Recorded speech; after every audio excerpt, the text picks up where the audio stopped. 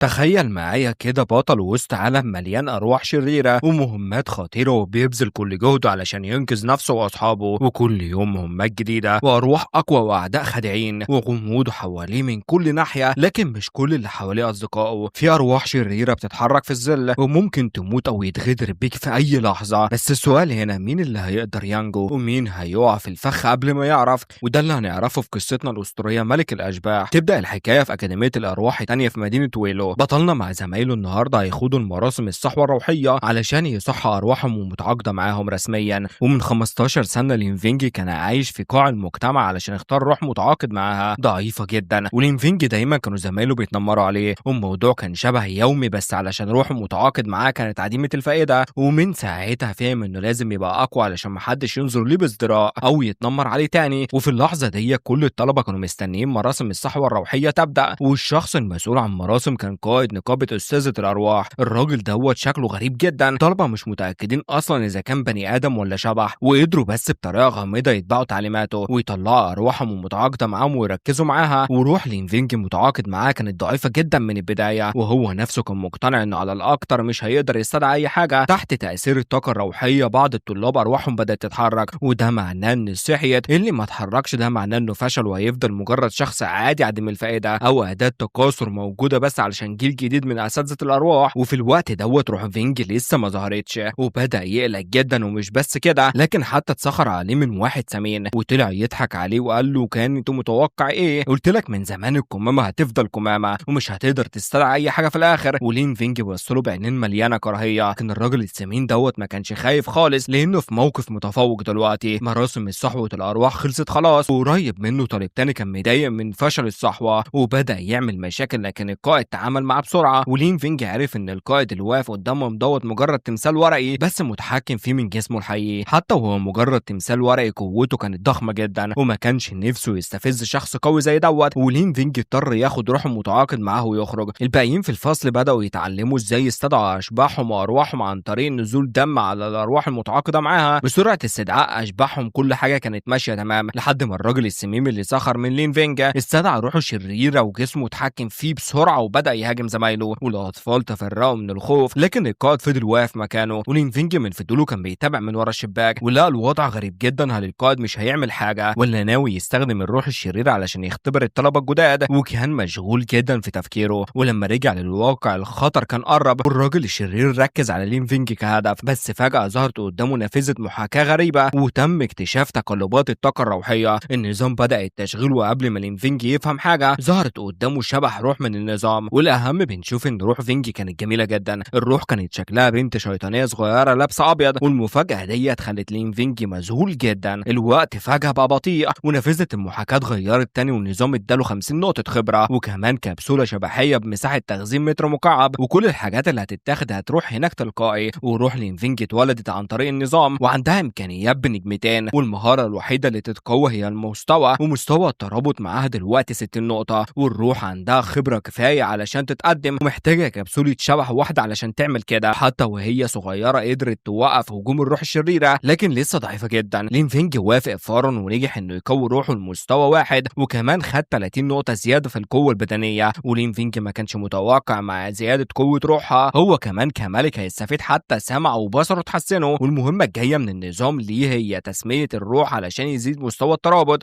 ومكافاه 20 نقطه خبره و10 نقاط ترابط بين الروح وملكها. ولين فينج سمى روحه تونج تونجا وكمل المهمة بسرعة. ودلوقتي قوة تونج مستوى واحد وهو تاني مستوى من الأسفل، وعادة المتدربين الجدد بيروحوا بروح مستوى واحد، وبعدين المستوى بتزيد تدريجيا لأعلى مستوى اس اس اس واس اس اس. المستويات بتاعت أستاذة الأرواح كانت مشابهة، من ضمنهم أعلى مستويين هم شيطان الأرض مقابل أشباح الأرواح المتدرجة، ومغرفة السماء مقابل الأشباح الأرواح من مستوى اس اس. لكن الروح الشريرة اللي قدامه فجرت نفسها وقوتها كانت ضخمة جدا. وبالنسبة لقدرات تونج لسه مجهولة، بس لسبب ما لين فينج حس انها قادرة تمسك الوضع بالكامل، وكمان حتى لو هو بس ملك روح هو كمان يقدر يحمي نفسه. ولين فينج مسك كرسي خشبي قدامه وجري ناحية الروح الشريرة، وبعد ما زود قوة تونج حواسه كمان اتحسنت وبقى ادق بكتير. ولين فينج قدر يتفادى هجمات خصمه بسهولة، وبعد كده استخدم الكرسي كمان وضربه بقوة. حتى كده ما كانش كفاية يهزم الخصم، والروح الشريرة حاولت تهاجم على لين فينج وما قدرش يتفادى لانها كانت قريبة جدا. ولحسن الحظ تونج وصلت على طول وانقذته، وقفت بثقه وصدت سيف الخصم بايديها، والضرر اللي تعرضت له خلت حالتها تتحول لوضع الجنون، وتونج اتحولت من بنت شيطانيه صغيره ولطيفه لشبح انثوي مخيف شويه، لكن بسبب كده هو بسرعه هزمت خصمها، والمعركه بقت سيطره كامله، وهي كانت شبح بتهاجم طول الوقت، والروح الشريره كانت بتتضرب بس. واول ما معركه تونج خلصت بانتصار كامل، لين فينج كمان خد مكافاه لهزيمه الروح الشريره الضخمه، وخد 80 نقطه خبره و10 نقاط ترابط مع روحه، وكبسوله شبح واحده، وطريقه التقدم دي كانت مختلفه تماما عن اللي كان اتعلمه قبل كده، لكن المكافاه كانت سخيه جدا، ولين فينج اخيرا حس ان حياته اخيرا بقت ليها معنى بعد سنين طويله من الاستخفاف بيه والتنمر عليه. وبالنسبه لتونج لانها دلوقتي اطلقت طاقه روحيه كبيره جدا بعد معركه رجعت لحالتها الطبيعيه كروح متعاقد معاها، وزمايله كانوا بيبصوا له ليه باحترام جديد، وبعض الناس اللي كانوا بيتنمروا عليه دلوقتي عايزين يكسبوا رضاه، وحتى قائد النقابه حس ان قلل من قدره لين فينج، وزي ما لين فينج توقع الروح الشريره كانت مجرد اختبار، وبعد ما هو قضى عليها مراسم الاستدعاء الاشباح خلصت رسميا، والطلبه اللي نجحوا في الاستدعاء الروح اعتبروا متدربين اساتذه ارواح ويبلغوا للمدينه الخارجيه اليوم التالي. وبعد ما القائد خلص كلامه فرع بابصاعه، والتماثيل الورقيه اللي كانت متحكم فيها اتحرقت على طول، بس قبل ما يتحرق كله عين التمثال كانت لسه شايفه لين فينج، لانه لاول مره استدعى روح متعاقد معاها اعلى بمستوى واحد من باقي المتدربين، والروح دي كانت اقوى من مستواها الطبيعي، وشخصيه لين فينج الحقيقيه جذبت اهتمام خاص من الشخص دوت. ودلوقتي لين فينج حس برغبه حارقه في قلبه، نار كانت مولعه جواه وجوه روحه. لين فينج عايز يربي تونج صح، وبعدين يعتمد على النظام الخاص اللي عنده علشان يوصل للقمه ويبقى ملك ارواح رقم واحد ومتجاوز لكل الناس. وفي الليله ديت لين فينج رجع لشقته القديمه ونام على سريره وبص على روحه المتعاقد معاها، وبعدين نادى عليها كام مره، وتونج ظهرت على طول، وكانت فعلا روح متعاقد معاها. واول ما ظهرت درجه حراره الاوضه نزلت جامد، وقال لها ان ادائك النهارده كان رائع، ولين فينج ما عرفش يقول فقرر يمدح روحه علشان يفرحها، ورغم كده تونج فضلت ساكته حتى ما فيش اي تعبير على وشها، ولين فينج بص ليها بتركيز وبان انها ما عندهاش وعي، او يمكن لانها ضعيفه قوي، وهل محتاجه توصل لمستوى اعلى علشان تاخد وعي مش متاكد. وفجاه نافذه النظام ظهرت تاني وقالت له انه خد 5 نقاط خبره ونقطه ترابط واحده، وده علشان يتكلم مع الروح. ولين فينج ما كانش متوقع ان مجرد كلام عادي ممكن يجيب نقاط، ورغم انها كميه صغيره لكنها تستاهل فرحه. وكمان بعد المعركه ديت فن الشبح الخاص بتونج اتفتح، وكان فن شبح جنوني، والفن دوت كان مميز جدا، ولين فينج عمره ما سمع عنه قبل كده. وعدا الاشباح بالمستوى دوت ما بتفتحش فنون الاشباح، ويمكن ديت ميزه النظام الخاص بيه. ودلوقتي نقاط الخبره الروح الصغيره كفايه، لكن لين فينج مش مستعجل يستخدمها علشان يرفع تونج للمستوى الشرير، واساسا عايز يتجنب اي اهتمام غير ضروري، والاول لازم يفهم وظيفه النظام المختلفه زي ازاي يجمع نقاط الخبره. ولين فينج بدا يستخدم طرق مختلفه علشان يجمع نقاط الخبره، وبدا انه يداعب راس تونج حتى لو ما قدرش يلمس جسمها، لكنه خد نقاط خبره، والموضوع استمر لحد ما علمها الحروف، وشافوا قصص الاشباح سوا، ونظفوا اسنانهم وغسلوا وشوشهم سوا. وبعد ليله طويله من المجهود لين فينج خد 50 نقطه وخبره و10 نقاط ترابط مع الروح، وكمان كان تعبان جدا وفكر ينام شويه لانه محتاج يصحى بدري بكره علشان اختبار المدربين الجدد لاساتذه الروح. بعد ما لين فينج نام تونج فضلت تبص له، ورغم انها روح متعاقد معاها ومش محتاجه تنام، لين فينج حس بضغط كبير. واليوم اللي بعده وصل بدري عند نقطه التجمع، ودلوقتي لين فينج بقى مشهور شويه لانه استدعى روح متعاقد معاه بنجاح وهزم روح شريره ضخمه، وبقى بعيد عن لقب عديم الفائده. كذا متدرب من متدربين اساتذه الارواح الجدد عايزين يدعوه ينضم لفريقهم، ولين فينج تجاهل نظراتهم وهمساتهم وركب العربيه على طول. وفي الاتوبيس كان في كذا شبح بيبصوا على الطلبه وخلاهم في حاله خوف، ولكن لين فينج فضل متماسك جدا حتى لما كان في شبح قريب منه، لان تونج ما ظهرتش اي رد فعل، واطمن انها اشباح ديت غير ضاره. وبعدها مسؤول ركب الاتوبيس، واول ما ظهر امر بصوت عالي بهدوء مرتين وقال بتخافوا ليه؟ في الضواحي في اشباح كتيره زي اللاعبين، والاشباح ديت ما فيهاش اي شر فتجاهلها، وديت ارواح مفيده ليكم لازم تتعلموا تتعايشوا معاهم علشان تتاقلموا مع البيئه الخارجيه. والطلبه اتبوخوا من المسؤول بشكل كامل ومحدش جرؤ يتكلم تاني، والعربيات بدات تتحرك على الطريق بهدوء لحد ما عدوا الشوارع الرئيسيه وخرجوا من المدينه الداخليه. وكل المتدربين الجدد كانوا بيبصوا من شبابيك العربيات، ودي كانت اول مره يشوفوا السور الذهبي الاسطوري اللي بيحمي المنطقه الداخليه لمدينه ويلو، والسور مغطي بطبقه دهب سميكه 1 مللي علشان تحمي المدينه من الارواح الشريره، والدهب بيمنع الارواح الشريره، وده جزء اساسي من نظام الدفاع بتاع المدينه. والعربيات مشيت شويه وبعدين وقفت، والشخص المسؤول اشار للمتدربين ينزلوا، ونقطه التجمع كانت عند تمثال نصه اتبنى ونصه تحت الانشاء، ولسه ما شافوش اي ارواح بس شافوا كتير من العمال، وكلهم كانوا في منتصف العمر، والكل كان محتار جدا. بس لين فينج علشان كان عايش في قاع المجتمع متعود على الحاجات ديت وشاف الغلط دوت على طول، وعادة الناس اللي تفشل في صحوة أرواحهم المتعاقدة معاهم بتتحول لأدوات تكاثر وبس علشان تنتج أطفال ممكن يبقوا أساتذة أرواح، لكن لما يوصل لمنتصف العمر بيبقوا مش قادرين وبييجوا بس يشتغلوا شغل جسدي. وبعد ما نزل من العربية كتير من الناس عرفوه، حتى متدربين من مدارس تانية كلهم كانوا عايزين يكونوا فرق مع لين فينجا، لكن قبل ما يقدروا يقربوا منه ظهر الراجل الورقي القائد من امبارح ومعاه اعلان وقال المتدربين هنا هيمروا ب3 شهور تدريب علشان ياخدوا لقب ملك الارواح، وبعد ما يبقوا اساتذة ارواح رسميين كل واحد منهم هياخد خريطة وجهاز تحديد موقع ويلاقي لنفسه بيت يعيش فيه، بس كل بيت فيه ارواح شريرة، بس لما تهزمه يبقى البيت ملكك. وفي بيوت في 3 مناطق، منطقة عامة والمنطقة المتقدمة ومنطقة الفيلات، وكل ما البيت اكبر والروح الشريرة تبقى اقوى. المتدربين يقدروا يشتغلوا مع بعض او لوحدهم، المهم يخلصوا المهمة اخر موعد للمهمة دوت يوم واحد. وبعد ما الراجل اعلن التقييم النظام حول دوت فورا لمهمة جديدة لينفينجا، وبعد ما يخلص المهمة يقدر ياخد من 100 ل 1000 نقطة خبرة حسب حجم البيت، وكمان ياخد نواة اشباح. ولسه ما خلصش القائد كلامه بنت جميلة جت وحاولت تضايق لينفينجا علشان ينضم لفريقها، لكن لينفينجا رفضها على طول، والسبب كان انه عايز يكون عنده بيت لنفسه. والبنت اتكسفت شوية لانها اول مرة حد يرفضها بالطريقة ديت، وشوية شباب غاروا وحسوا بالضيق من لينفينجا. بعدين اكتشفوا انه راح مباشرة لمنطقة الفيلات، والطاقة الروحية هناك كانت كثيفة جدا. لينفينجا شاف راجل عجوز نايم على كرسي حجر بره منطقة الفيلات، وراحوا وسألوا ازاي اقدر ادخل الفيلات ديت، والراجل رد وقال له خد نصيحتي ارجع طالما لسه تقدر. والصح الفيلات ديت معمولة لاختبارات للمتدربين الجدد زيك، لكن بقالها 15 سنة ومحدش قدر يدخلها لحد دلوقتي. وطبعا كتير جم يتحدوها، اللي حاولوا يدخلوا الفيلات ديت كلهم اتسحقوا. صوت الراجل كان مليان احتكار لان الفيلات ديت محمية بارواح شريرة قوية جدا، وهو كان مقتنع حتى اساتذة الارواح الرسميين ما يقدروش يهزموا الارواح ديت. اما متدرب جديد زي لينفينجا حتى لو قدر يهرب بالحظ روحه متعاقد معاه تتعرض لضرب نص موت وهيرجع ولازم يطيع ويبقى آلة تكاثر. ولما سمع الكلام دوت لينفينجا بدأ يفكر جوه دماغه الروح الشريرة مستواها 3 وتونج مستوى 1 بس، والفرق بينهم مستويين كاملين، والموضوع فعلا كان خطير شوية، بس هو كان عنده شوية خبرة قبل كده ودلوقتي ممكن تفيده. لينفينجا أعطى نقطة الخبرة وكبسولات الأشباح لتونجا، وبعد ما اتطور مستواها لينفينجا كمان خد زيادة 80% في القوة البدنية. وبعد كده هو تجاهل نصيحة الراجل العجوز، ولينفينجا اختار الفيلا اللي عاجباه ودخلها. كان حسب كل حاجة قبل كده وتونجا كانت قوية وفن الشبح بتاعها في حالة الجنون، بقوتها الحقيقية هتقدر تواجه الأرواح شريرة وتكافئهم. ولينفينجا دفع الباب ودخل، وأول ما دخل القاعة الباب الرئيسي اتقفل وراه، والمكان كله كان مليان هالة روحية كثيفة. ولينفينجا شاف ظل بيعدي بسرعة في الدور التاني وطلع وراه، ولما وصل ما شافش ظل الروح الشريرة، وبدل كده هو سمع صوت تقطيع من المطبخ، ولما ركض على المطبخ شاف هوضة ما كانتش فيه حد، والروح الشريرة ظهرت في اللحظة ديت ولابسة زي النادل وماسكة سكين حاد وناوية تفاجئ من وراه. وتونج ظهرت بسرعة وصدت الخصم، واسلوب حركة الروح الشريرة كان غريب جدا وكانت بتقفز بطريقة غريبة. وتونج اللي كانت بتحب المعارك ركضت وراها، ولينفينجا كان عايز يجري وراه، لكن في اللحظة ديت المطبخ ظهر فيه 3 أرواح شريرة تانيين. وهنا لينفينجا حسب قشعريرة في ظهره، والقائد قال مش هيبقى في غير روح شريرة واحدة في كل بيت، وليه دلوقتي في كذا واحدة، وكمان ما قدرش يستدعى روحه في المعركة ديت. ولينفينجا كان لازم يعتمد على نفسه وركض بسرعة بره المطبخ. لحسن الحظ جسمه اتحسن فسرعته بقت أعلى بكتير، والغريب إن بعد ما خرج من المطبخ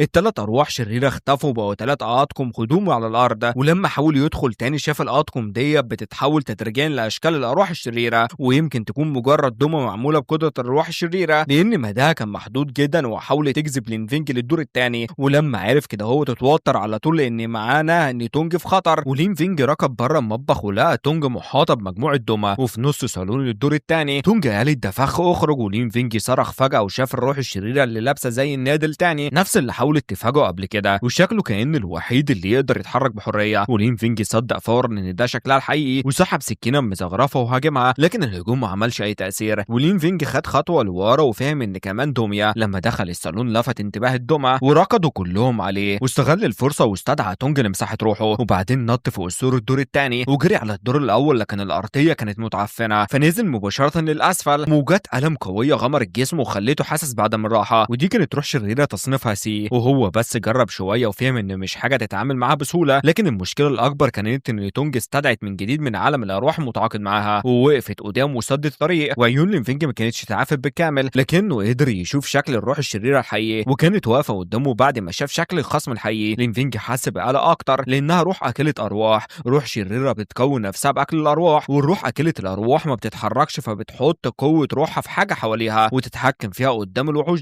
وتونج كانت قدامه صغيرة جدا والروح أكلت الأرواح بدأت تهاجم. تونج قتلت بشجاعة لكن في الآخر كانت مستواها أقل والفرق في القوة واضح، وتونج اتضربت بسرعة من مخلب الخصم لكن جسمها توقف، ولينفينج على طول سحب خنجره وجري علشان ينقذها، لكن هو كمان اتشد بمخلب الروح واتجر لورا. والمرة دي كانت دور تونجا إنها تجري وتساعد ملكها، بس لينفينج كان اتشد قريب من الروح أكلت الأرواح وكل قوته كانت خلصت. وفي اللحظة دي بره الفيلا القائد وصل كمان للمكان، وبعد ما سمع الراجل العجوز بيقول إن لينفينج جوه الفيلا لمدة 10 دقايق ركض بسرعة جوه، والروح أكلت الأرواح كانت بتلتهم روح لينفينج بشراهة، وعلشان كده تونج دخلت حالة الجنون بتاعتها وركضت لقدامه ومسكت إيد ملاكة وسحبته بعيد، وبعدين حضنته كويس ونقلت ليه قوة روحها، وبدراعها حواليه تونج بدأت تضرب الروح الشريرة بعنف. المعركة في القبو كانت عنيفة جدا لدرجة إن الفيلا كلها اهتزت، ولما قائد نقابة ملكين الأرواح شافهم افتكر إن لينفينج خلاص انتهى المرة ديت، لكن لما الهدوء رجع شاف تونج ماسكة لينفينج كويس، والروح أكلت الأرواح اختفت وروح شريرة قوية اتغلب عليها بسرعة بواسطة روح لينفينج. وبعد ما خلصت الأزمة تونج كانت تقريبا خلصت من قوتها الروحية، وزي المرة اللي فاتت رجعت على طول لعالم الأرواح المتعاقد معاها. ولينفينج بعد ما أخد شوية قوة روحية منها صحي كمان، وشخصية الورق اللي كانت موجودة اتحرقت واختفت. واللي كان مدهش إن اللي مسيطر على شخصية الورق كانت امرأة جميلة، وهي كانت القائدة الحقيقية لفرع نقابة ملكين الأرواح لو شينجا، واسمها ين واسم عائلتها لسه مجهول. وبعد الحادثة ديت عينها كانت على لينفينج، وين اهتمت بلينفينج بسبب طبيعة تونج الفريدة، وعندها شكلين والشكل التاني بيخلي قوتها رهيبة جدا وحاجة حتى قائد النقابة زيها عمره ما شافها. وكمان قوة قتال لينفينج شدت انتباه ين، وهي صدقت ان ممكن يكون شخص متوافق مع الأرواح، بس الناس المتوافقة مع الأرواح من الولادة كانوا بيرسلوا للمقر السري. ازاي ممكن يكون عنده القدرة على تدريبهم؟ هل كان متغاضي عنه؟ والخادم اللي واقف جنب ين كان متحير شوية. الشخص المتوافق مع الأرواح وجود خاص عنده موهبة استثنائية يقدر يروض أرواح كتير في أول فترة من العصر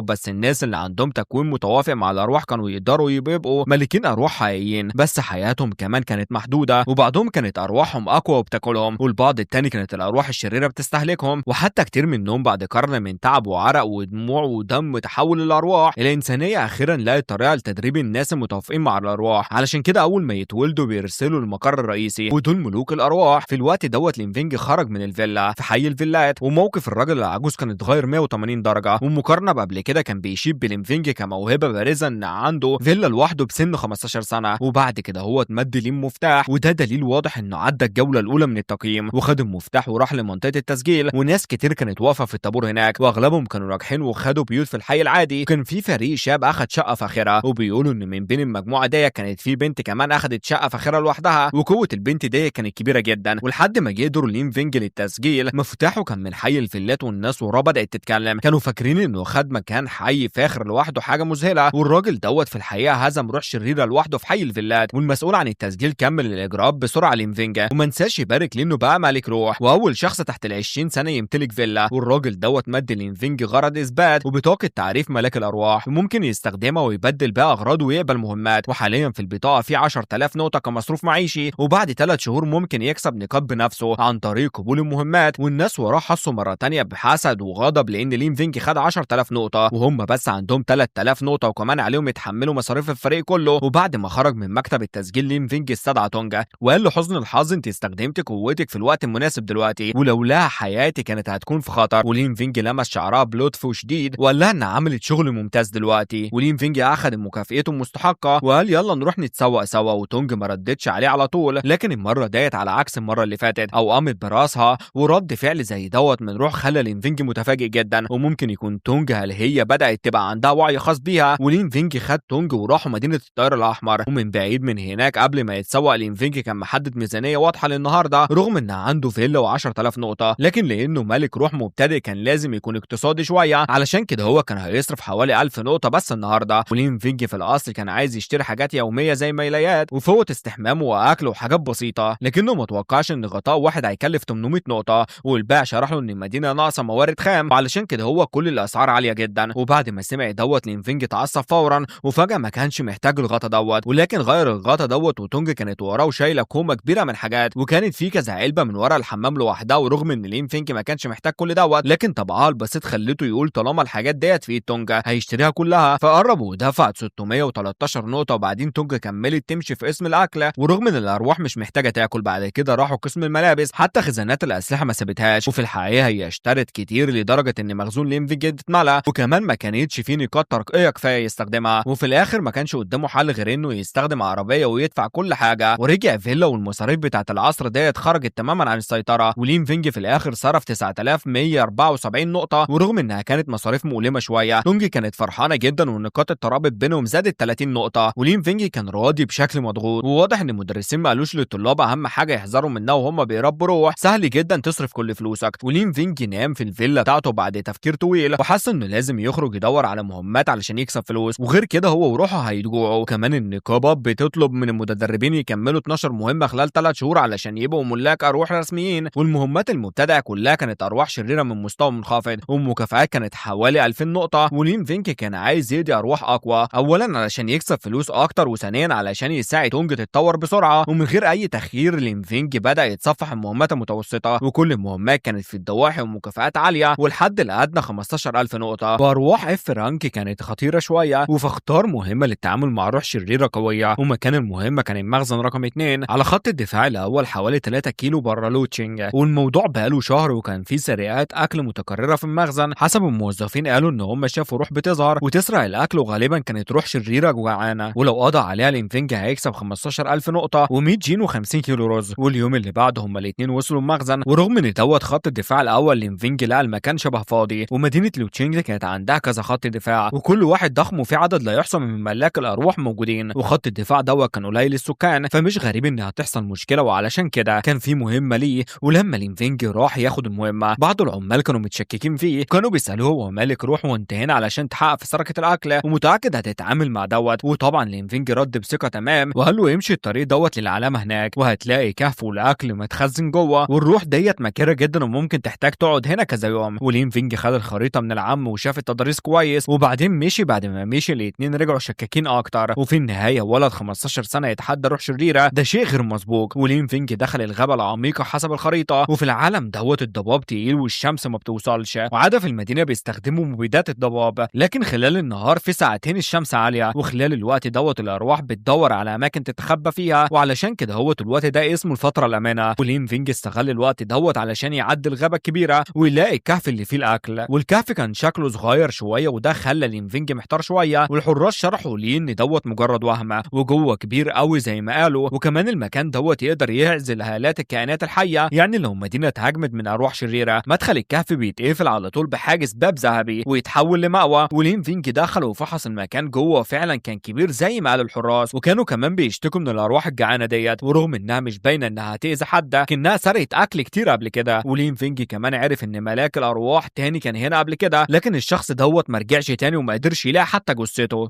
لين فينج استدعى تونج فورا. الصغيرة ديت كانت جميلة جدا، لكن لسبب ما خلت الحراس الاتنين مرعوبين جدا، وخليها تمشي حواليه وتشوف لو حاسب باي هالة روح. وفجأة تونج لفت دماغها لبره وحالتها التانية اتفعلت فورا، ولين فينج كمان شاف جبهة تونج وعين تالتة طالعة، وهل دي قدرة جديدة؟ ودلوقتي تونج كانت باتجاه المدخل، ولين فينج افتكر ان الروح الجوعانة مختبئة هناك، وقلق وسأل بره. الصغيرة كالعادة ما ردتش، بس رفعت تونج ايديها واشارت على واحد من الحراس، وفجأة جيبه بدأ يتحرك وحاجة جوه كانت بتزور باستمرار. ولين فينج ما توقعش دوت مين كان يظن ان الروح الجوعانة كانت متخباه جوه جيب الحارس دوت، وجسم الشخص دوت اتشل من طاقته بسرعة وبقى جثة مجففة. والحارس التاني شاف المشهد واتخض جدا وقال برعب شيلة عجوز انت بتعمل ايه؟ الشخص اللي اسمه شيلة عجوز اتاكل من الروح الشريرة، وبعد كده الروح الشريرة اندفعت عليهم، ولكن لين فينج ركلها، والركلة ديت ما كانتش خفيفة ولا تقيلة لكنها طارت بالروح حوالي 10 متر بعيد، ومع ذلك قدر يقف تاني ويتقدم تاني، وجسم لين فينج اتقوى جدا، وشخص عادي كان مات من الركلة ديت من زمان، لكن الخصم لسه واقف، وده خلى لين فينج يتأكد انه تاكل من الروح. وكمان الخصم كان باين عليه انه اتقوى بعد ما تسيطر عليه من الروح، لان الركلة ما جابتش نتيجة خالص، لكن مجرد ان لين فينج ما قدرش يهزمه مش معناها ان تونج ما تقدرش،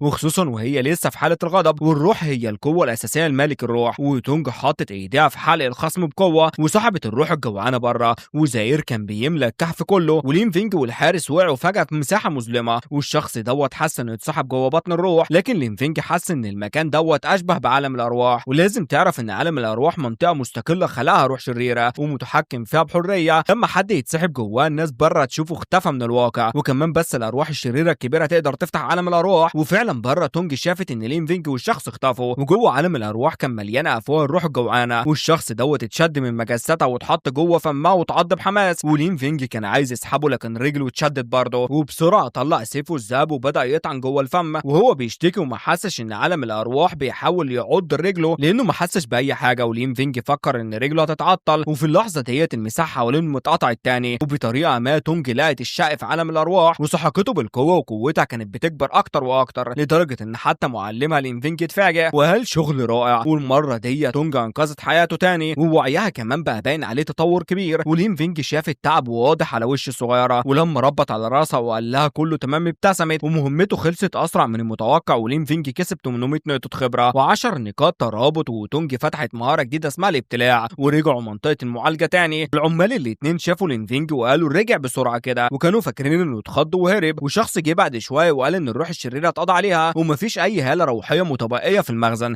ولما سمعوا دوت العمال الاتنين وقعوا من غرورهم وما بقوش يقدروا يحتكروا لين فينج تاني، وكمان وعدوا على طول يحطوا مكافاه المهمه في حسابه. وبقت الدنيا ضلمه في الوقت اللي رجع فيه لين فينج البيت. الفلوس كانت المفروض توصل وده خلى فرحته اكبر، وفجاه النظام بعت مهمه جديده، ولو لين فينج قدر يرفع مستوى روحه مع تونجا لدرجه سيف 3 ايام هيكسب مكافاه ويتعلم عالم الارواح. ودلوقتي تونجا كانت محتاجه 1200 نقطه خبره علشان توصل للرانك سي، ومن ساعتها قدراتها بقت 3 نجوم والحد الاقصى لتطويرها اتوسع. ودلوقتي كان لازم كمان يكسب شويه كرات روح علشان يساعدها تتقدم، بس اختيار المهام اللي ياخدها كان صعب جدا على لين فينجا. ورغم ان الروح الجوعانه ضعيف لكنها فعلت عالم الارواح، ولو خد مهمه صعبه دلوقتي ولقوا روح شريره اقوى وكمان عندها عالم ارواح كده هيكونوا ميتين. وواضح انهم علشان يكملوا مهمه الترقيه لازم ياخدوا مهام الفئه دي. لما تونجا تجمع خبره كفايه للترقيه ساعتها يقدروا يكملوا مهام الرتبه سي. وطول اليوم اللي بعده لين فينج كان شغال مهام ورا بعضه، وده خلى باقي الطلاب في دفعته ما يقدروش ياخدوا اي مهام الرانك دي. ودوت خلى الكل محتار مين هو الكائن دوت اللي بياخد كل المهام، ولو دوت حد من دفعتهم سرعه انجازه المهمه كانت سريعه جدا. وساعتها لين فينج كان مشغول بمهمه الرانك دي والمكافاه كانت 300 نقطه خبره و6000 سهم. وبعدين انتقل بسرعه لمهمه بنت الزقاق والمكافاه كانت 400 نقطه خبره و8000 سهم. واشتغلوا كده طول اليوم واخيرا جمعوا خبره كفايه لتونجا واترقت. ولين فينج استخدم كره الروح علشان يرفع لرانك سي. ودلوقتي تونجا كانت تقدر تفعل عالم الارواح بتاعها، ولين فينج كان فضولي جدا وكان نفسه يعرف شكل عالم الارواح بتاعها، وكمان هو دايما شجاع فلما فكر فيها حب ينفذ على طول. لين فينج طلب من تونجا تفتح عالم الارواح فورا. وفجاه في خط الدفاع الثاني لمدينه الصفصاف كان في روح شريره ثانيه فعلت عالم الارواح برضه وكانت قريبه من خط الدفاع، وده جذب على طول ملكين الارواح اللي بيحموا المنطقه. والثلاثه اكتشفوا على طول واضطربوا بسرعه من عالم الارواح علشان يعملوا كمين. واحد منهم قال الروح ديت واخده مخدرات ولا ايه، وازاي تتجرأ تفتح عالم الارواح هنا، تفخوا ولا ايه وخايفين من ايه؟ ولو كانت روح من رانك بي احنا كمان ملاك ارواح من الرانك بي ولسه خايفين، وممكن تكون فرصه لو قدرنا نهزمها. الحاجه اللي هتسقط ممكن تكون قيمتها ملايين النقاط. والثلاثه اتجمعوا وناقشوا خطتهم وقرروا اخيرا ان العالم الاصلع يبدا الهجوم الرئيسي والاثنين التانيين يكسروا عالم الارواح والباقي يقدموا دعم. ودخلوا عالم الارواح بسرعه، وعالم الارواح اللي فعلته الروح الشريره كان بيت تقليدي لكن كل قوه جوه كانت فاضيه ومفيش حاجه قيمه، لحد ما فتحوا اوضه في الاخر وتقريبا صرخوا من الخوف لان جواها كان في فستان عروسه. والراجل الاسرع حس ان اللباس دوت مش طبيعي، واصغر واحد في المجموعه ما صدقش انها روح لانها لو كانت روح فعليا حيواناتهم الروحيه كانت المفروض تحس وممكن تكون مخبيه بره الحرم. واحد تاني في المجموعه سال الاثنين التانيين وافقوا وكانوا هيمشوا ويدوروا على الروح الشريره. لكن اول ما الشاب لف دماغه بص على المرايه في الاوضه، وفي المرايه شاف صوره بنت صغيره بتبص له على المرايه، وفي المرايه صرخ من الرعب لكن ولا واحد من حيواناتهم الروحيه الثلاثه حاسه ولا قدروا يستدعوه. والاصلع كونوا اكتر واحد خبره عرف على طول انهم واجهوا عالم ارواح نادر واللي بيقدر يحجب حواس الحيوانات الروحيه، ومن البدايه ما كانوش المفروض يدخلوا هنا. لكن في الحاله ديت حل واحد بس هو الهروب. بس قبل ما الثلاثه يتحركوا باب الاوضه اتقفل على طول، وبما انهم ما قدروش يستدعوا حيواناتهم الروحيه مواجهه روح الرانك بي كانت مهمه مستحيله. وبعد شويه الرئيس ايان ومرؤوسها لقوا جثث الثلاثه ملاك الروح الرانك بي ماتوا موت بائس. وفي البدايه افتكروا ان دوت عالم ارواح فعلته تونجا، وما كانوش متوقعين ان ديت الروح الشريره اللي فرع ملاك الارواح لتشونج بيتابعها من اكتر من نص شهر. والنص شهر دلوقتي والرئيس ايان لحظه الوضع خلص ان الروح ديت بتدور على حاجه غاليه في وسط المدينه، ومرؤوسها سال هي بالظبط بتدور على ايه. والرئيس ايان ما كانتش متاكده 100%، هي بس كانت عارفه ان الروح الشريره ديت شاطره جدا في الهروب وما بتهاجمش من نفسها واكيد بتدور على حاجه. وعلشان كده هو سافرت هاي تشونجا لحد ضواحي لو تشينجا، وبعد كده هو تيان بعتت ناس يرجعوا جثث الثلاث ضحايا للتحليل. ولو عرفنا الروح الشريره بتدور على ايه ساعتها ممكن نستخدم الحاجه ديت في كمين ليها. وبعد كده هو اتعمل الثلاث نسخ ورقيه منها، وبعد وبعتتهم يدوروا في 3 اتجاهات مختلفة، وكمان أصدرت تنبيه خاص لملاك الأرواح الرسميين في المدينة، ومالكين الأرواح الرسميين في لوتشينج اتقفلوا رسميا، ولحد ما المشكلة تتحل ممنوع يخرجوا في مهام. وفي الوقت دوت لين فينج اكتشف حاجة غريبة، مهام الرانك بيه فجأة ارتفعت جدا وهو لقاها غريبة شوية، لكن ما كانش مهتم يعرف السبب. على أي حال لين فينج كان عايز يكسب فلوس أكتر، فالمهام الكتير كانت حاجة كويسة، وعلى طول خد مهمة للقضاء على أرواح شريرة قاتلة في الغابة بمكافأة 22 عملة قديمة. ومكان المهمة كان قرية المزرعة والبستان رقم 3 تقريبا على بعد 55 كيلو من خط الدفاع الثاني. ومن يومين ظهرت روح شريرة وحشية جدا وقتلت 4 مدنيين أبرياء. ولين فينج دخل الغابة بحذر وشاف جثة أول ضحية، لكن الموضوع كان فظيع جدا، لسانه مشدود وطويل وشعره متضفر ومعلق على شجرة، والثلاث جثث التانيين كانت بنفس الحالة. ولين فينج فكر فورا في روح مشنقة، وبعد نص ساعة لين فينج كان بيتجول من غير هدف، لكن ما لقاش حاجة جديدة لحد ما شاف تاني جثة اللي شافها أول ما دخل الغابة. ودلوقتي حدسه قال له إن في حاجة وحشة بتحصل، ولف دماغه ولقى عدد لا يحصى من الجثث معلقة على الشجر، وأكيد أكتر من 4 جثث. ولين فينج على طول دخل مع وضع الاستعداد للمعركة، وفكر مع نفسه البستان ده كبير جدا، وقال أكيد دخلت عالم أرواح من زمان. وراه الروح الشريرة هجمت وحس بيها لكنه ما قدرش يمسها، وبعد شوية رقبة لين فينج اتمسكت من الروح الشريرة، لكن تونج كانت قلقانة وظهرت على طول واستخدمت ايديها الفاضية تفك الضفيرة من على لين فينج. ولين فينج تنفس الصعداء وخصمه فعليا كان روح مشنوقة وهاجم بطاقة متكونة من طاقة روح مستحيل تمسها لكنها لسه قادرة تخنقه. وللناس العادية الحركة ديت مستحيلة تتصدى، والأسوأ جوه عالم الأرواح دوت الجثث كلها كانت متحكمة فيها من الروح الشريرة. وعلى ضغط لين فينج تونج دخلت حالة الهياج بتاعتها بسرعة، وفي الشكل دوت كانت أكتر عدوانية من أي روح شريرة تانية. وبكده المعركة تحولت لصالح لين فينج بسرعة، وفي النهاية حقق النصر، وبعد المهمة ديت كسب 600 نقطة خبرة و5 نقاط ترابط مع الروح. وكمان كان في حبل غريب نصه مش مكتمل وطريقة استخدامه مش واضحة دلوقتي. رغم الفوز لين فينج كان شوية متضايق لأن الروح الشريرة ماتت بسرعة وما قدرش يدي تونج فرصة تفتح عالم الأرواح، لكنه كان محظوظ لأنه حصل على الحبل. اتوقع إنه ممكن يكون مادة لربط الأرواح وحاجة الفلوس ما يشتريهاش بسهولة، ودلوقتي حاط لين فينج الحبل في مخزن بتاعه وأكيد ممكن يبيعه بعدين بفلوس كويسة. وفي نفس الوقت في الضواحي خبر ظهور روح شريرة قوية جدا واللي سبب إغلاق مدينة لوك بالكامل، وبدأت تنتشر الأخبار ما بين مالكين الأرواح. وكمان خبر تاني انتشار عن ظهور لين فينج المبتدئ المليان قدرات اللي حصل على فيلا. وخلال تقييمه الأول مش بس الرئيس عيان اللي لاحظت، ناس كتيرة لما سمعوا الخبر اعتقدوا إنه روح كاملة، ولكن الخبر عن لين فينج وصل لاتنين من الأشرار وهم فكروا إن لو لين فينج مش روح كاملة يبقى في احتمال تاني وقدرة رفيقه الروحي عالية جدا. فالأشرار دول بدأوا يخططوا يقتلوا لين فينج وياخدوا روحه الرفيقة، ولو نجحوا أكيد هيبقى عندهم فلوس كتير. ومن غير أي تأخير في نفس الليل الأشرار الاتنين تسللوا منطقة سكن مالكين الأرواح المتدربين وما كانوش شاكين. فلما سألوا عن مكان إقامة لين فينج واحد من المتدربين بسرعة وبحماس اداهم اتجاهات، ولكن النور كان مطفي في الأوضة مظلمة بكاملة. والمدرب قال لين فينج غالبا خرج من المدينة المهمة، ودوت كان بالظبط الاتنين دول كانوا عايزينه. في الوقت دوت كانت فترة قفل مدينة لوكا ومالكين الأرواح بيرجعوا للمدينة واحد ورا التاني، ولو خرجوا يعملوا كمان لين فينج ويقضوا عليه في الضواحي هيبقى أصعب يتكشفوا. وجهزوا كمان كيس احتجاز علشان يمسكوه. والليلة ديت لين فينج نام نومة كويسة علشان تونج كانت صاحية بره طول الليل ومش متأكد إذا كان تخمينه صح، لكن باين كل ما تخلص مهام أكتر وعيها بيتقوى أكتر، وتونج باين عليها إنها مستنية يمدحها. فلين فينج قرر يخاطر ويبوسها من راسها ويقول لها شكرا يا تونجا. وبعد ما لين فينج نام نومة كويسة بدأ يدور على مهام جديدة، لكن بدل المهام استلم رسالة جديدة، والرسالة كانت عن قفل مدينة لوك علشان فيها أرواح شريرة قوية ظهرت في ضواحي قريبة من خط الدفاع الثاني. وكمان لين فينج استلم رسالة من بنغان من ملك الأرواح اللي اداله الاتجاهات. والأخ لين دلوقتي 2 من ملاك الأرواح حوالي 30 سنة سألوا عنك ومش شايف إنهم ناس كويسة خالص وطلعوا من المدينة بطريقة غريبة جدا. وسمعت امبارح إن في ناس بتحب تخطف رفاق الأرواح بتوع الناس التانية، الأحسن تكون حذر. ولين فينج بدأ يحلل المعلومات من الطرف الثاني، ولو هم حوالي 30 سنة غالبا ملاك أرواح مرتبة سي أو بي، لكن المنطقة بره المدينة كبيرة قوي، إزاي هيلاقوا؟ في الأول فكر إنه مش هينجح يلاقوه، لكن بعد ما فكر أكتر ما كانش مستحيلة لأنه كان في روح شريرة قوية بره المدينة. كل مالكين الأرواح بيرجعوا للمدينة فكده هيدوروا على لين فينج عن طريق لوحة المهام، لأن غيره في الأيام اللي فاتت محدش خد مهمة رتبة إيه أو أكتر. وكمان حسب نظام مالكين الأرواح أول ما المهمة تتاخد بتختفي من لوحة المهام، ولو كانوا بيراقبوا الأجهزة بالتناوب علشان تحديث المعلومات ممكن يعرفوا مكانه عن طريق وصف المهمة اللي اختفت. ولو دوت حصل لين فينج ما كانش ناوي يقعد مستني الموت أو مستني الطرف التاني يجي وياخد حياته، ودرس لوحة المهام وقرر يختار مهمة القضاء على الأرواح الشريرة الغامضة في جبل شواب وانجا. والروح الشريرة ديت قتلت عدد كبير من الحطابين اللي عدوا من الجبل دوت. لكن بعد ما اختار المهمة لين فينج ما راحش جبل شياو وانجا لكنه راح في طريق تاني تانية وكانت في مهمة تانية رتبة سي، وهي القضاء على روح العملاق الحجري اللي كانت بتطارد المقلع كذا يوم، والنظام ما حددش ان المهمة لازم تتاخد قبل ما تتعمل. ولين فينج استخدم دوت كفرصة بالنسبة له لمهمة جبل شاو أنج ممكن يستخدمها لجذب خصومه. وفي نفس الوقت الاشرار الاتنين اكتشفوا ان لين فينج خد مهمة جبل شاو أنج، وبالصدفة ما كانوش بعيدين عن المكان، فجري يروحوا هناك قبله، ولما وصلوا اتخبوا للكمين. ولين فينج كان لسه مشغول بالقضاء على الروح في المقلع، وبعد ما قضى عليها ضغط على قبول المهمة واخد المكافأة. والاشرار اللي كانوا في المعبد مهجور على جبل شاو أنج اكتشفوا دوت بسرعة. في البداية فكروا يمكن شاب غني خرج برا المدينة عشان يكسب فلوس رغم الخطر، بس بما انهم استنوا ساعة ما وصلش لين فينج قرروا يتفرقوا، واحد يفضل يحرس المكان وتاني يروح المقلع ويشوف. وبعدها بشوية اللي راح المقلع اكد ان الروح الشريرة اتقضى عليها من ولد حوالي 15 سنة، وعلى طول هدد الراجل الكبير اللي كان ادى المكافأة يعرف مكان لين فينج. بعدين ركض في الاتجاه اللي اشار له ليه، لكن لما خرج الراجل الكبير اظهر اشمئزاز شديد وبدا يسب، وقال انهم ما يستحقوش يبقى مالكين ارواح. وبعد كده هو بعت رسالة لين فينج، واكتشف لين فينج ان سبق وشرح وضعه ووافق يدفع 5000 حصة علشان يراقب اي ناس مشبوهين. وبعد ما الاشرار لقوا المكان لين فينج تاكد انه بقى هدفهم، والاشرار كانوا بيتبعوه من المقلع، ودوت معناه ان الشخص التاني لازم يكون في كمين في معبد مهجور، وهم فكروا خارج المقلع علشان مهمة، فاكيد بيبصوا على لوحة المهام لاي تحديث. وبما ان دوت الوضع هو ما عندوش مانع يكمل اللعبة للاخر، فعلى طول لين فينج فتح لوحة المهام وقبل مهمة القضاء على روح الماء في غرفة نفق الماء رقم 2. ومغارة الماء رقم 2 كانت بعيدة عن المقلع، وبالطريقة ديت قدر يأخر الشخص اللي بيتبعه اكتر. وفي نفس الوقت لين فينج وتونج انطلقوا بسرعة لجبل شاو بانجا علشان يلحقوا الشخص التاني، ولين فينج استعجل ناحية جبل شاو بانجا ومتوقع يوصلوا بحلول الليل، لكن في نص الطريق فجأة رفيق روحه تحرك. تونج ما كانش استدعاها، ومع ذلك ظهرت فجأة وظهرت في حالة هياج وحضنته من ورا ولفت نفسها حواليه بستارة حمراء وشكلت كورة بتحميه جواها من خلال الستارة الرفيعة. لين فينج شاف شعاع من الضوء، شعاع احمر عدى فوق راسه، وبعد ما شاف الشعاع دوت طار. تونج سابته ببطء ورجعت لشكلها العادي، وباين ان اللي عدى دوت كان عدو، علشان كده هو خلت لين فينج كده هوت. والقدرة الفنية للروح ديت تخفي كمان كانت حاجة تونج لسه صحياها، وبتقدر تساعدها تعمل حاجز عازل من غير ما توسع مجال روحها كله. والتخليد صحوة تونج النظام كمان ادى لين فينج فرصة خاصة يلعب عجلة الحظ، والمرة ديت سحب مهارة اصلاح ادوات الاشباح. وبالقدرة ديت لين فينج يقدر بمساعدة ارواح الاشباح يصلح طاقته من الاشباح لكل الادوات، وكمان يقدر يستخدم ادوات الاشباح تانية لتطوير العتاد اللي معاه. وبعد كده هوت لين فينج مسك ايد تونج وطلع الحبلة، وخلى تونج تطلق جزء من طاقة روحها لتغمر الحبل بمزيج من مهارتهم هما الاثنين، والحبل النص اتصلح بنجاح وبقى حبل اشباح يقدر يقيد الارواح الشريرة او اي روح تانية. لين فينج فرح جدا لما شاف القدرة الجديدة اللي اكتسبها المعجزة ديت، وفي نفس الوقت حد نادى على لين فينج، وفجأة كان واحد من مراسيل الرئيسة يعني. وطبعا لين فينج ما عرفش الشخص دوت، والشخص دوت كمان ما كانش باين عليه عداء، وقالت له انت مبتدئ وسيد اشباح صح؟ ودلوقتي هل شفت اي ضوء احمر يطير من هنا؟ وقالت له ما تهتمش، لو كنت شفته كنت ميت خلاص، وبره المدينة خطر جدا دلوقتي، ولو مش عايز تموت اتسرع وارجع للمدينة. مع ان ما كانتش فيه شر، لكن اسلوب الشخص دوت كان متعجرف جدا، وده مضايق لين فينج جدا. لذلك حتى لو شاف الدور الاحمر ما اهتمش يبلغ عنه. حتى تونج كانت بتكره الارواح الشريره ديت، ولين فينج بدا يشك انهم مستهدفين من منظمه سيد الاشباح، وبدا يتساءل اذا كانت دوت السبب ان كل لو تشونج مقفوله. في نفس الوقت عند خط الدفاع الاول لين يانج المرؤوس قدم تحليل لجثث الثلاثه سيد اشباح بالرانك بي للرئيس هيان، اللي مهم انه ما لقوش اي تقلبات في الطاقه الروحيه على الجثث الثلاثه، وده معناه ان روح الاشباح ما قدرتش تظهر اصلا والناس دول ماتوا. ومع ذلك حتى روح الروب ايه ما تقدرش تتعامل مع ثلاثه سيد اشباح بالرانك بي. وفي اللحظه ديت الرئيسه يان استلمت كمان تقرير من مرؤوسيها بيقول ان اكتشفت اثار الروح الشريره وانها متجهه لجبل شاوانج في الجنوب الغربي. وكمان الشخص دوت ذكرت ان صادف سيد اشباح تقريبا في سن المراهقه وما رجعش للمدينه، وطلبت من الرئيسه يان تبعت اشعارات لكل المبتدئين لتجمع طارئ. ولما سمعت دوت على طول جه في دماغها اسم الرئيسه يان، اتشجعت شويه ومتسائله اذا كانت هتشوف لين فينج المره الجايه. والليله ديت لين فينج رجع لجبل شاوانج زي متوقع وتصرف بحذر شديد بعد كل دوت، ودلوقتي كان بيتراقب من على الاقل شخصين. ولين فينج شاف المعبد المهجور، ولو خصم عايز ينصب ليه كمين اكيد هيختار مكان كويس للرؤيه، وفي جبل شاوانج ما كانش فيه مكان افضل من دوت. ولين فينج تقريبا متاكد ان العدو مختبئ هناك، والشخص دوت كان فعلا مستني هناك، وكان بيتكلم مع حد وقال له اخويا الكبير ليه الولد دوت ما جاش لموته لسه، وايديا بتوجعني جامد وانا ركضت المغاره عينه ولقيت المهمه اتعملت خلاص. والشخص التاني كان بيشتكي ومتضايق جدا وقال له ان التزم بالخطه، انا كلمت حد المشتري عرض 7 مليون قبل ما يشوف البضاعه. لكن في نفس اللحظه لين فينج كان متسلل وراه المعبد بهدوء وما قدرش يصدق ان الاشرار الاثنين اللي ما عندهمش ضغينه ضده فعلا بيخططوا يقتلوه وياخدوا روحه، ولو ما كانش عنده النظام لو خدوا حياته وما كانش هياخدوا اي حاجه، لكن دلوقتي لينفينج مع النظام ازاي يسيب حد يضايقه كده، وعلى طول استدعى تونج مع ان الخصم كان في كمين.